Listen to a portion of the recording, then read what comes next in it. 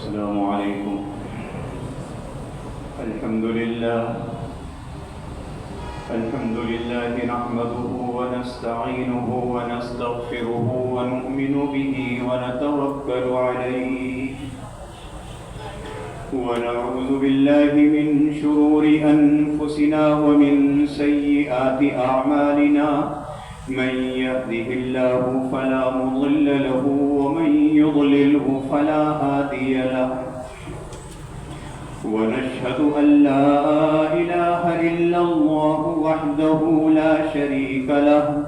ونشهد أن سيدنا ونبينا ومولانا محمدا عبده ورسوله صلى الله تعالى عليه وعلى آله وأصحابه وسلم تسليما كثيرا كثيرا. أما بعد فأعوذ بالله من الشيطان الرجيم. بسم الله الرحمن الرحيم. وأقيموا الصلاة وآتوا الزكاة وأطيعوا الرسول لعلكم ترحمون. صدق الله العظيم. بزرگان محترم اور برادران عزیز، اللہ رب العزت کا بے انتہا شکر ہے کہ ہم اس کے اس مقدس مہینے کے اس حصے سے گزر رہے ہیں جس کے متعلق ہمارے آقا و مولا حضرت محمد رسول اللہ صلی اللہ علیہ وسلم نے ارشاد فرمایا کہ اس کے پہلے 10 دن رحمت کے ہیں. 3 حصوں پر تقسیم فرمایا. پہلے حصے کو رحمت فرمایا، دوسرے کو مغفرت فرمایا، تیسرے کو جہنم سے آزادی کے دن اور رات فرمایا. یہ سب حدیث میں آیا. یہ جو پہلا حصہ رحمت ہے جس سے ہم اور آپ گزر رہے ہیں، جلدی ختم ہو جائے گا. مغفرت کا حصہ آئے گا 10 دن، وہ بھی جلدی ختم ہو جائے گا. اور پھر اس کے بعد جہنم سے آزادی کے آخری 10 دن آئیں گے، وہ بھی جلدی ختم ہو جائیں گے. اور ہم یہ کہیں گے وہ آیا تھا مہینہ پتہ نہیں کہاں چلا گیا. اس لیے ضرورت اس چیز کی ہے جو حضور علیہ السلام نے ارشاد فرمایا کہ یہ جو پہلے 10 دن رحمت کے ہیں، مطلب اس کا یہ ہے کہ اللہ کے وہ بندے کہ جن کے پاس اعمال نیک جو ہیں وہ زیادہ ہیں، گناہ بھی ہیں، لیکن جتنی اس کی نیکیاں ہیں اس سے کم ہیں. ایسا شخص رمضان کا مہینہ شروع ہونے کے بعد اپنے رب کو راضی کرنے کے لیے پوری فکر کرتا ہے، پوری قوت کرتا ہے اور کوشش کر کے اپنے رب کو راضی کرتا ہے، معافی چاہتا ہے. حضور علیہ السلام نے ارشاد فرمایا ایسا شخص جس کے گناہ اس کی نیکیوں سے کم ہیں، یہ اس شروع کے 10 دنوں میں جب محنت کرتا ہے تو اللہ اس کے گناہوں کو معاف فرما دیتا ہے. یہ ہے رحمت. اور مغفرت اللہ کے وہ بندے کہ جن کے گناہ اور نیکیاں برابر سرابر ہیں، وہ یکم رمضان سے ہی اس بات کی محنت کرتا ہے کہ میرا رب مجھ سے راضی ہو جائے. پہلے 10 دنوں میں بھی کرتا ہے، حتیٰ کہ دوسرے 10 دن آ جاتے ہیں، اس دوسرے 10 دنوں میں بھی یہی فکر، یہی کوشش. حضور علیہ السلام ارشاد فرماتے ہیں کہ ان دوسرے 10 دنوں میں اللہ اس کی مغفرت فرما دیتا ہے. اور ایک اللہ کے وہ بندے، وہ جماعت کہ جس کے گناہ اس کی نیکیوں پر بھاری ہیں، اور بعض گناہ ایسے ہیں کہ ان گناہوں کی وجہ سے اس کے اوپر جہنم واجب ہو چکی ہے، لیکن وہ شروع رمضان سے اللہ کو راضی کرنے کی فکر میں، کوشش میں اور کام میں لگا ہوا ہے. پہلے 10 دن بھی گزرتے، دوسرے 10 دن بھی گزرتے، تیسرے 10 دن بھی گزر رہے ہوتے ہیں تو اللہ رب العزت اس کو آخری 10 دنوں میں جہنم سے آزاد فرما دیتے ہیں۔ یہ ہے رحمت، مغفرت اور جہنم سے آزادی کے دن۔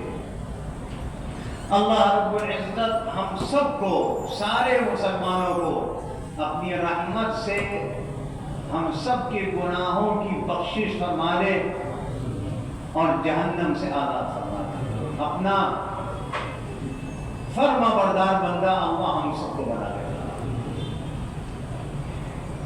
یہ بات تو ہے رمضان شریف سے متعلق۔ دوسری بات دیکھیے، ہم میں سے اکثر لوگ زکوٰۃ کے متعلق ایک غلط فہمی میں مبتلا ہیں، اور وہ غلط فہمی یہ ہے کہ شاید زکوٰۃ ادا کرنے کا مہینہ رمضان کا ہے، کہ رمضان آیا اور میں زکوٰۃ ادا کروں گا۔ یہ غلط فہمی ہے۔ اگر کسی کو یہ غلط فہمی ہے تو اس کو دور کر دیں۔ رمضان کا زکوٰۃ سے کوئی تعلق نہیں ہے، یا زکوٰۃ کا رمضان سے کوئی تعلق نہیں ہے۔ اس کو سمجھیے کہ کیا چیز ہے۔ ایک آدمی ہے، وہ صاحب مال بنا، اس کے پاس مال آ گیا، کسی بھی مہینے کی کسی تاریخ کو آیا، اور مہینے مراد ہیں چاند کے، عیسوی مہینے مراد نہیں ہے، کیونکہ زکوٰۃ کا تعلق ہے چاند کے حساب سے۔ یہ محرم کی پہلی تاریخ کو بنا، مثال کے طور پر صاحب مال، اور یہ جو صاحب مال بنا، یہ اس کا مال اس کے پاس سال بھر تک رہا، یا اس میں اور اضافہ ہو گیا، دونوں صورتوں میں۔ جب ایک سال کے بعد یکم محرم آئے گی، اللہ کا حکم آئے گا وَآتُوا الزَّکَاۃَ، زکات ادا کر۔ رمضان سے تعلق نہیں۔ اگر کسی کا سال رمضان میں پورا ہوتا تو رمضان میں حکم آئے گا۔ نمبر 1۔ نمبر 2، اگر ہم زکوٰۃ کے ادا کرنے کا حساب عیسوی مہینے کی کسی بھی تاریخ پر رکھیں تو ایک سال کے بعد 10 دن کی زکوٰۃ میرے ذمہ رہ جائے گی، 3 سال کے بعد 1 مہینے کی حساب لگائیے کتنے ذمہ رہتے رہیں گے۔ اس لیے جب زکوٰۃ کا حساب کتاب کیا کیجیے، اس کو لکھا کیجیے۔ ویسے بھی اللہ کا حکم ہے کہ جب بھی حساب کتاب کرو، اذا تداینتم بدین الی اجل مسمى فاکتبوہ، لکھ لیا کرو۔ یہ تو اس صورت میں ہو رہا ہے نا کہ آپ ایک دوسرے کو قرض دے رہے ہیں، قرض لے رہے ہیں، لیکن یہ بھی تو حساب کتاب ہے، تو فاکتبوہ کے اس میں یہ بھی آئے گا، لکھ لیا کرو۔ نمبر 3، نصاب کیا ہے؟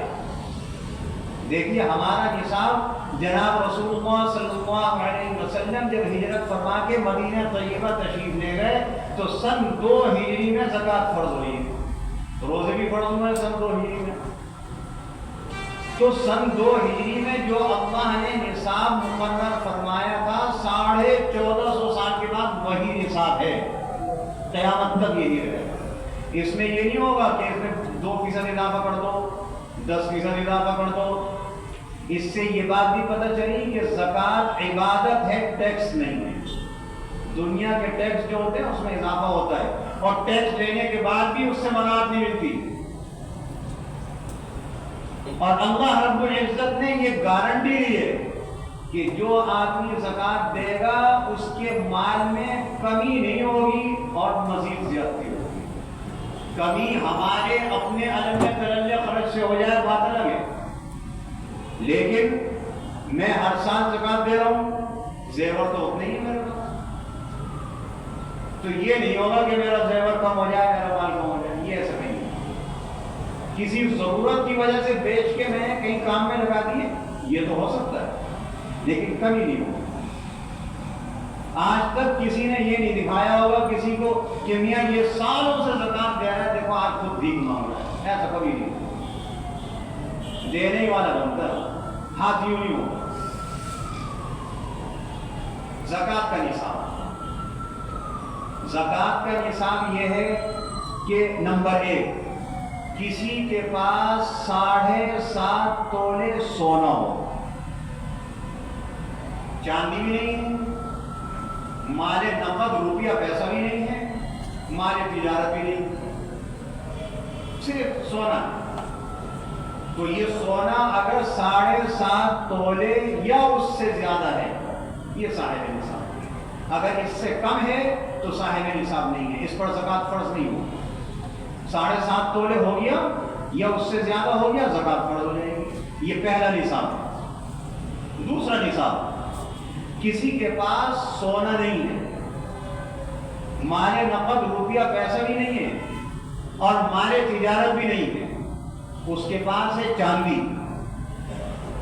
یہ چاندی اگر 52.5 تولے یا اس سے زیادہ ہو گئی تو صاحب نصاب بن گیا. 52.5 تولے سے کم ہوگی تو صاحب نصاب نہیں ہوگا، اس پر زکوٰۃ فرض نہیں ہوگی. 52.5 تولے ہو گئی زکوٰۃ فرض ہوگا. شرط یہ کہ سال بھر رہے اس کے بعد. 2 چیزیں ہو گئی. تیسری چیز، ایک آدمی ہے اس کے پاس مال تجارت ہے، سونا بھی نہیں ہے، چاندی بھی نہیں ہے، روپیہ پیسہ بھی نہیں ہے، صرف مال تجارت ہے، سامان رکھا ہوا. اور مال تجارت ایسا ہوتا ہے کہ اس کو فروخت بھی کر رہا ہے، مزید خرید بھی رہا ہے. اگر یہ مال تجارت سال بھر شروع سے لے کے آخر تک جس دن آتو الزکاۃ کا حکم آیا، زکوٰۃ دینے کا، جس دن زکوٰۃ دے رہا ہے اس دن اگر یہ مال تجارت 52.5 تولے چاندی کی قیمت کو پہنچتا ہے، صاحب نصاب زکوٰۃ دینی پڑے گی. نمبر 4، ایک آدمی ہے اس کے پاس کچھ سونا ہے لیکن 7.5 تولے نہیں ہے، کچھ چاندی ہے لیکن 52.5 تولے نہیں ہے، مال نقد روپیہ پیسہ ہے، کسی بھی ملک کی کرنسی ہو، وہ روپیہ پیسہ ہے لیکن وہ روپیہ پیسہ سب ملا کر اتنا نہیں ہے کہ 52.5 تولے چاندی کی قیمت کو پہنچتا ہو. مال تجارت ہے وہ 52.5 تولے چاندی کی قیمت کو نہیں ہے، یہ سب ملایا جائے گا، سب کی قیمت ملائی جائے گی. سونا کتنا ہے جس دن زکوٰۃ دینے کا وقت ہے، اس دن مارکیٹ کا ریٹ کیا ہے اس کے حساب سے جس دن زکوٰۃ دی جائے گی اس دن کی مارکیٹ کا ریٹ لگے گا. میرے پاس ڈالر رکھے ہوئے تھے، سال پورا ہو گیا تو جس دن آیا وہ آتو الزکاۃ کہ زکوٰۃ ادا کر، اللہ کا حکم آ گیا. تو آج اس ڈالر کی قیمت جو مارکیٹ میں ہے اس کے حساب سے دی جائے گی، چاہے وہ 10 روپے کم ہو چاہے 20 روپے زیادہ ہو. اب سب تو تھا تھوڑا تھوڑا، لیکن کوئی چیز نصاب کے برابر نہیں تھی، تو سب کی قیمت جمع کی جائے گی. سب کی قیمت جمع کرنے کے بعد اگر یہ 52.5 تولے چاندی کی قیمت کو پہنچ گئی تو صاحب نصاب بن گیا، زکوٰۃ ادا کی جائے گی. لوگ کہتے ہیں کہ چاندی کی قیمت تو بہت کم ہے، بالکل کم ہے، یا ہوگا ایک زمانے شاید اس کی قیمت بہت ہوگی، لیکن یہ بات تو اس کی ہو رہی ہے نا تو ضرورت سے زیادہ ہے. اچھا، چاندی، سونا، زیور جتنا بھی ہے وہ ضرورت سے زیادہ ہو یا ضرورت کو اس پر زکوٰۃ دینی پڑے گی، بشرطے کے نصاب کے برابر ہو. اور میرے پاس مال جو ہے وہ ضرورت سے زیادہ ہے، پیسہ زیادہ ہے، جو مہینے میں خرچ کرتا ہوں اس کے علاوہ ہے، ضرورت سے زیادہ پر ہے، جو خرچ کر دیا اس پر زکوٰۃ نہیں. آج کل لوگ کرتے کیا ہیں، میں صاحب نصاب ہوں، میرا سال پورا ہونے کا وقت آ رہا ہے تو میں نے یہ جو صاحب نصاب میرے پاس جو ملکیت تھی میں نے اٹھا کے بیوی کی ملکیت کر دی. اب شریعت کا مسئلہ تو یہ کہ تم مالک نہیں ہو، مالک دوسری ہو گئی، سال سے پہلے وہ منتقل ہو گیا مال ملکیت میں. اب جب نیا سال پورا ہوگا تو اس پر زکوٰۃ فرض ہوگی، اس کا سال پورا نہیں ہونے پاتا وہ دوسرے کو ملکیت بنا دیتی ہے. شریعت کے حساب سے تو زکوٰۃ نہیں ہوئی، لیکن یہ جو ملکیت کر رہا ہوں ذہن میں کیا چیز ہے یہ تو اللہ جانتا ہے نا کہ کیوں کر رہا ہوں. مجھے زکات نہیں دینی پڑے گی. یہ تو اللہ جانتا ہے. ظاہر پر تو مسئلہ بتا دیا کہ زکات نہیں ہوئی, لیکن اللہ سے کیسے چھپاؤ گے کہ کس لیے کیا تھا؟ اچھا, پھر شریعت نے کتنی چھوٹ دی ہے کہ آپ کے زیر استعمال جو چیزیں ہیں ان پر زکات نہیں ہے. آپ قیمتی سے قیمتی گاڑی میں پھر رہے ہیں, 30 لاکھ روپے کی مثال کے طور پر, لیکن چونکہ آپ کے استعمال میں ہے اس پر زکات نہیں ہے. تو اب کرتے کیا ہے کہ سال پورا ہونے سے پہلے جب ہمارے پاس اتنا مال ہوتا ہے تو ایک گاڑی اور لے کر بیٹے کو دے دیتے ہیں. کیوں دے رہے ہیں؟ ذہن میں ہے کہ زکات دینی پڑ جاتی ہے, اور ظاہر یہ کہ بیٹے کو گاڑی دیتی تو زکات نہیں ہے. ظاہر کا مسئلہ یہی ہے, لیکن یہ جو ذہن میں ہے اس کا کیا کرو گے؟ اللہ سے تھوڑی چھپا پاؤ گے.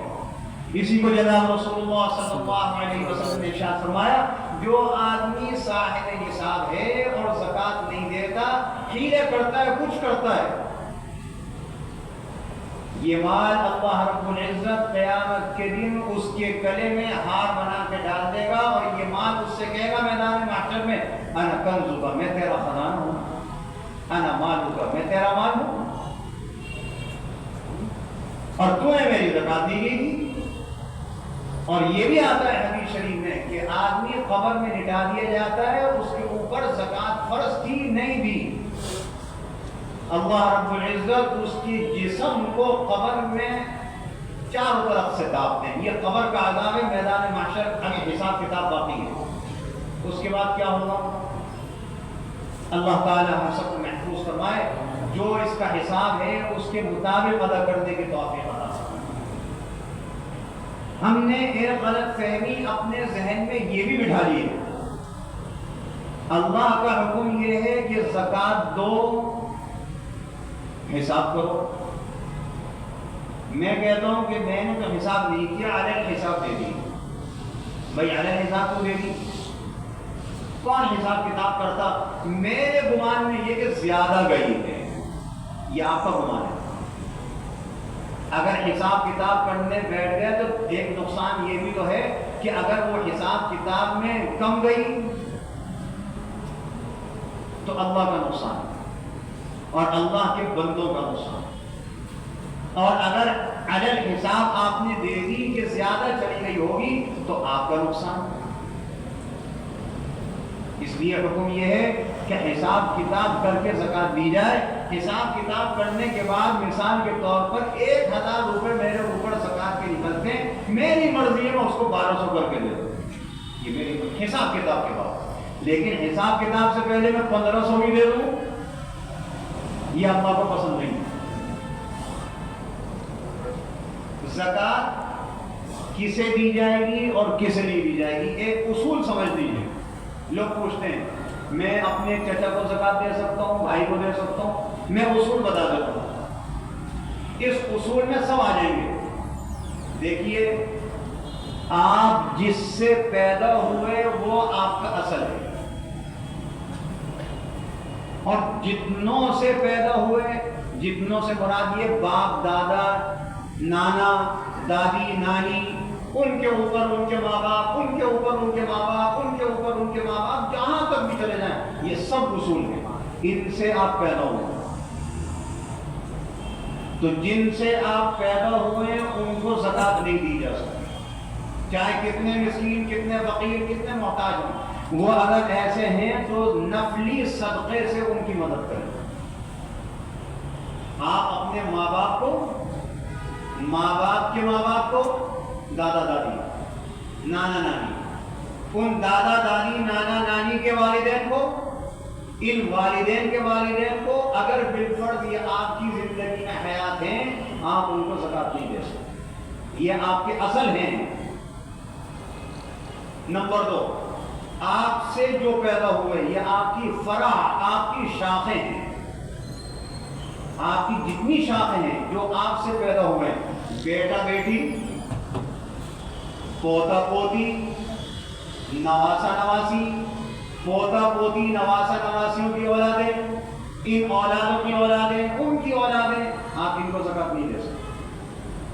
یہ آپ کی شاخیں ہیں. تو آپ کے اپنے اصول اور اپنے فروع ان کو زکات نہیں دے سکتے۔ دو ہو گئی۔ تیسری چیز، جو سید ہیں اور محتاج ہیں ان کو بھی زکات نہیں دے سکتے۔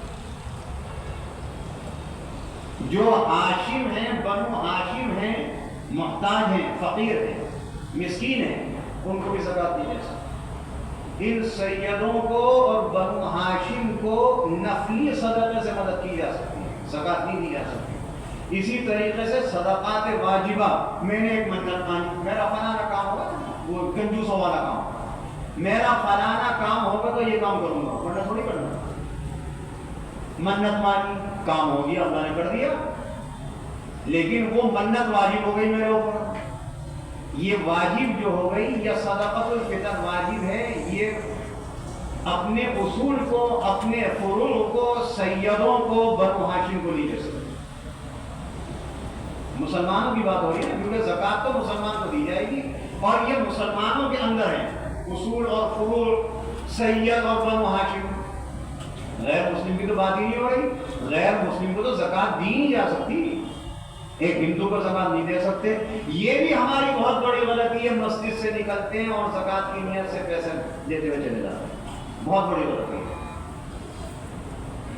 ہم اس کی تحقیق ہی نہیں کرتے کہ لینے والا کون ہے، اس کا مذہب کیا ہے، آیا مسلمان بھی تھا کہ نہیں۔ یہاں جس کو زکات دی جا رہی ہے اس کے لیے حکم یہ ہے کہ اس کو یہ بھی دیکھ لو کہ وہ اللہ کے دین کا بھی پابند ہے کہ نہیں ہے۔ ٹھیک ہے، مسلمان تو ہے بھائی، ایسا تو نہیں ہے کہ وہ اللہ کے کسی دین کے شعبے کا مذاق اڑا تو اس کو زکات نہیں دے سکتے، اگرچہ کلمہ پڑھتا ہے، اگرچہ وہ مستحق ہے، اس کو زکات دینے کی اجازت نہیں۔ اس کا مطلب تو یہ کہ آپ زکات دے کر اس کو اور تقویت پہنچا رہے ہیں۔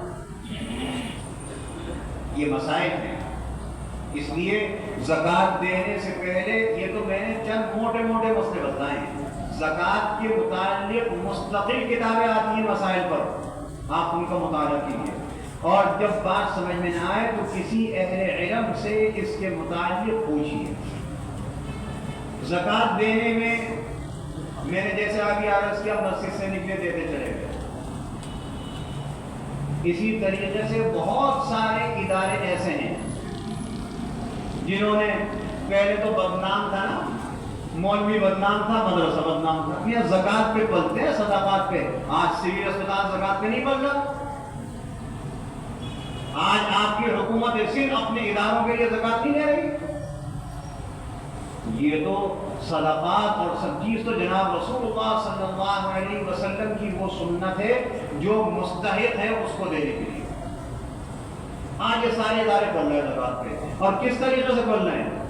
ہم سول اسپتال کو یا کسی رفاہی ادارے کو زکات دے رہے ہیں، پہلے تحقیق کر لیجیے کہ زکات جو دے رہے ہیں، اگر یہ دینے کے بعد اس زکات کی رقم کو اس کے مد میں خرچ کرے تو ٹھیک ہے، دے سکتے ہیں۔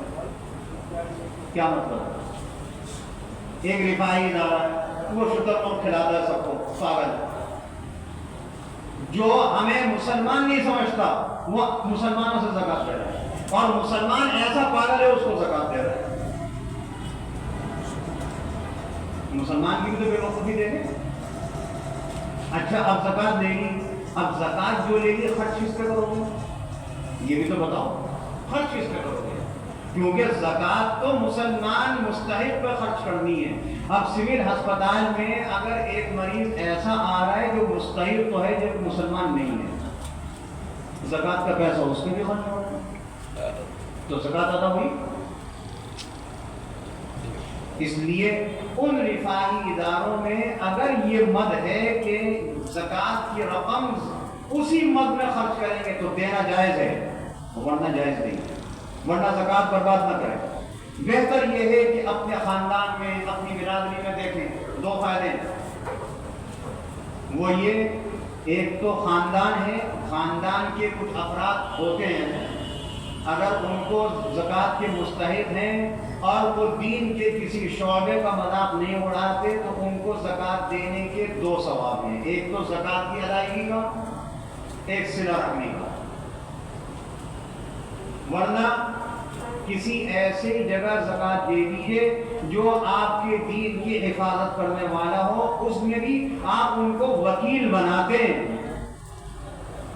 کسی مدرسے کو زکات نہیں دیتے، مدرسے میں جو بیٹھا ہوا ہے ناظم، اس کو وکیل اس بات کا بنایا جا رہا ہے کہ آپ کے پاس جو مستحق ہیں یہ خرچ کرنے کے آپ ذمہ دار ہیں، پھر وہاں جا کر وہ الگ ہو جاتی ہے، اس پہ لکھا جاتا ہے نا رسید پہ کون سی مد ہے، زکات ہے یا صدقہ نفل ہے، تو جو جس مد کا ہوتا ہے وہ اس مد میں چلے جاتا ہے۔ باقی مسائل انشاءاللہ آئندہ جمعہ عرض کیے جائیں گے۔ اللہ رب العزت مجھے اور آپ کو سب کو عمل کا توفیق عطا فرمائے۔